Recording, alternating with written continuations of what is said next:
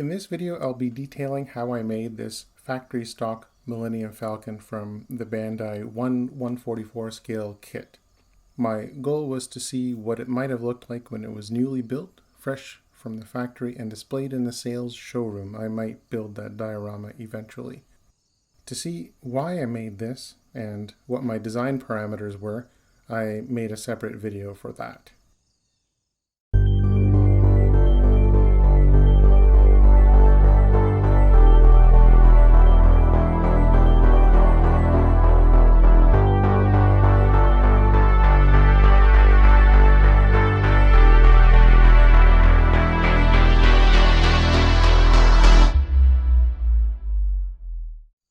Even though the burger and olive inspiration for the Millennium Falcon has been debunked as myth, I'm still going to refer to the top and bottom portions of the hulls as the buns, and the stuff in the middle with the greeblies along the sidewalls being the meat. It's handy. This particular kit is based on the CGI model ILM made for The Force Awakens, which mostly can be identified by the new rectangular radar antenna, the round one having been shorn off during Return of the Jedi. But there are other subtle differences between this and previous versions. Specifically relevant here are the mirrored sidewalls. Rather than having asymmetrical details and greeblies along the meat, this model has identical details on the port and starboard side. But that doesn't matter to me because I got rid of all of that for this project. All of these sprue trees you're looking at contain parts that I didn't need for this project.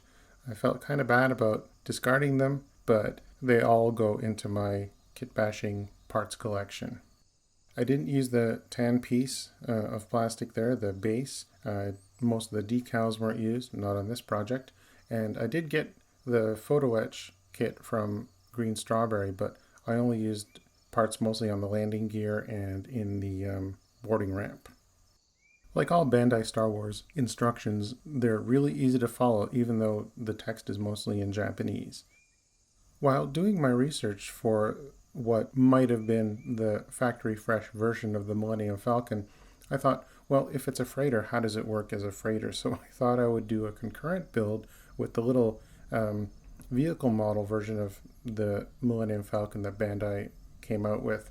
So I'm doing the 1/350 scale. I think everybody agrees that the little one is that. And the larger one, the 1/144 scale as the showroom model. And I'll be scratch building a cargo carriage to go with that. I did a bit of R&D on the little version of the Falcon first before attacking the bigger, more expensive kit, scraping off greeblies, patching access panels, and other modifications as practice. Back in the 90s, I worked at the Shopping Channel, and that's where I learned the advantage of using a hand for sizing shots. So here you can see the tiny Millennium Falcon and the 1/144 scale. Speaking of 1/144 scale, I was also building a study model of the former BATA headquarters in Don Mills, Ontario.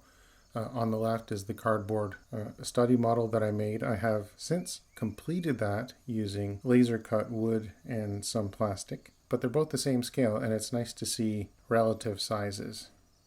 And here Han and Chewie are going shoe shopping, because BATA is a shoe company. Circled on the left are these little micro panels that cover the entire surface of the ship, top and bottom, and I chiseled them off with a chisel blade, and well, you can see the results on the right hand side. That's the bottom bun. All that piping and all those other mechanical greeblies were scraped off as well. Since the Millennium Falcon is basically a hot rod, I figured Han Solo and I guess Lando before him would have done all kinds of hot rod type modifications, like stripping away a lot of panels and access hatches and things like that so they can get inside, these maintenance wells. There's 4 on top, 4 on the bottom on the mandibles. So I put the covers back on. I actually used 1/48 scale oil barrel lids from a different kit, and they fit perfectly on top of them.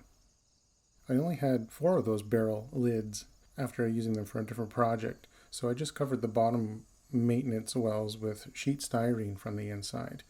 The ship is displayed with the landing gear down and hopefully eventually in a showroom, so much of the underside won't even be seen.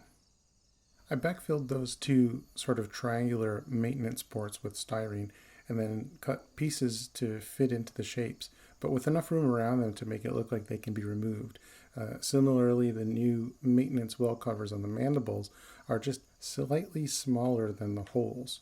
I glued some sheet styrene to the inside of the front starboard cutout by the cockpit tunnel and filled it with putty, and then tried scribing some new lines to match and continue the existing panel lines. Here you can see how I glued sheet styrene to cover the maintenance holes on the mandibles and on the other side of the front landing gear. I didn't worry about filling the depths to be level with the hull, just as I didn't detail the bottom gunwale or viewing port, as I imagined its original purpose might have been. But I did install the window. I was planning on lighting this kit, and I drilled 10 holes around the circumference, guided by the kit's molded details, to eventually install landing lights, which you can see in the Empire Strikes Back. But it didn't work out, and I didn't include any lights. This back engine section had tons of amazing detail on it, and never mind all the stuff you'd need to put on it afterwards. But I scraped off anything that might look like a modification. To quote from Han Solo at Star's End by Brian Daly, a lot of radiation shielding got removed when the thruster ducting was chopped and rechanneled. So I figured all that shielding was taken off. I thought about covering up those 6 exhaust ports, but then I realized they're supposed to be exhaust ports, so I'm going to leave them uncovered. I kept the inside walls of the mandibles as originally molded, in keeping with whatever mechanicals would be necessary for freight hauling, but the outer walls got filed down, leaving interesting indentations and protrusions. They didn't get additional styrene coverings. Now, that grille didn't appear on screen until the 1997 special edition of Star Wars, whereas before the model had a simple rectangular piece of translucent white plastic to represent the massive power of the engines, and the ship wasn't seen from behind when the engines weren't active, so we don't know if there was supposed to be a grille there or not. I didn't include the grille in my build because it's a 20 years late addition to the lore of the model, and also it seems like it would get in the way and get melted by the thrust. But I don't know, maybe Star Wars metal is very strong. Who knows? The nozzles included in the kit make practical sense to me, so I used those. Even if I accept that the grills come standard on a YT 1300 freighter, it seems to me like something Lando or Han would have removed for greater speed, which would mean I should leave them on. Or does it mean that they're not standard and one of those guys added the grills? Either way, no grills for me. On the extreme left and right of the picture, you can see where I added strips of styrene built up to come pretty much to the outer circumference of the grill. And now, minus the grill, they make the engine nozzles look even more recessed, and I like that. Like all the other Falcon kit parts that didn't get used for my final model, these grills would go into my kit bashing parts collection. Even though I was planning on lighting this model, actually just using the landing lights around the circumference of the bottom of the hull, I wasn't going to be lighting the engine, so these nozzles wouldn't have to be drilled out or anything. The most notable feature of this factory stock version of the Millennium Falcon compared to the one in the Star Wars films is its relative smoothness and severe reduction of greeblies. My sidewalls here are perfectly smooth, but then later I added a few vertical lines with the scribing tool and a few photo etch bits here and there so they don't look completely blank. Just like I built up some styrene around the engine exhaust, I also added some styrene to the sidewalls to beef it up a little, because once I removed all the greeblies that came with the kit, I found they were too recessed. So I built them back up just a little bit to give the body a little bit more girth.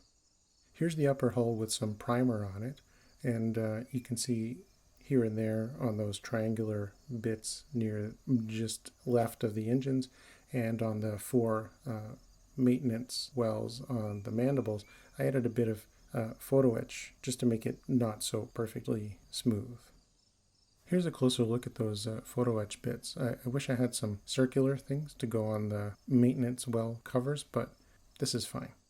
Here's some more photo etch that I added to the side walls. Sometimes symmetry is good, Sometimes asymmetry is good. It depends on the circumstance. I went with a bit of symmetry here. Now, that's a lot of greeblies, to be sure, but the functionality of these actuators was too good to leave out. After all, I kept various details I felt were linked to the task of cargo handling, so this was an easy call. But I almost got used to how good the smooth engine flaps looked. As every model builder knows, once the primer goes on, you can really see any imperfections that might need fixing. I already knew that I gouged the hell out of the upper and lower hulls when I was chiseling the molded details off, but the primer test revealed the worst dents. I got the Millennium Falcon photo etch set from Green Strawberry mostly for the fine landing gear details and decided to practice a bit with some unimportant parts, which might never be seen, because I'd never worked with photo etch before, apart from just attaching some to the sidewalls. It's really tricky and delicate, but it adds some better realism in areas where the kit parts are just too thick. Here's a closer look at the photo etch that I used on the landing gears. The parts that came with the kit were too thick. Drilling the holes to make it look like what the photo etch looks like would have been too difficult and too tedious. Even though I didn't do a perfect job with the photo etch, it's still better looking than what came with the kit. I thought about using the photo etch that Green Strawberry provided for the landing gear doors, but I didn't bother. I used some wheel parts from a couple of dragster donor kits to replace the super greebly kit parts. My idea here was to have something simple, clean, yet functional looking. I didn't want just a flat wall with a door. I don't like the look of pre-shading, and this is before I found out about black basing, but I felt maybe the bottom of the ship could use some shadow assistance, so I used black primer. Plus, the guys at ILM primed the original Falcon in black. This forest of doors belongs to the landing gear. I'd planned to use the photo etch. They're meant to angle outward and have tiny little delicate hinges, but the doors only angle out on the Empire version of the ship, whereas the Star Wars version of the full-scale ship, the doors kind of angle inward. And the 5-foot model for Star Wars wasn't made with landing gear. And so there's a lot of discussion between 3 landing gears, 5 landing gears. If it's going back to factory fresh, maybe it should only have 3. Maybe Han added those extra 2 landing gears between Star Wars and Empire. I don't know. But I like the look of the extra landing gear, so I just included it. Plus, getting rid of them would have been a big pain. Here are the landing gear installed with fresh white paint, making it look like it hasn't even flown except for maybe a couple of test flights. I like it. The black primer subtly coming through here and there in a ghostly fashion makes the gear assemblies look very interesting. The photo etch parts on the right are for the top of the ramp, recreating the closed inner door.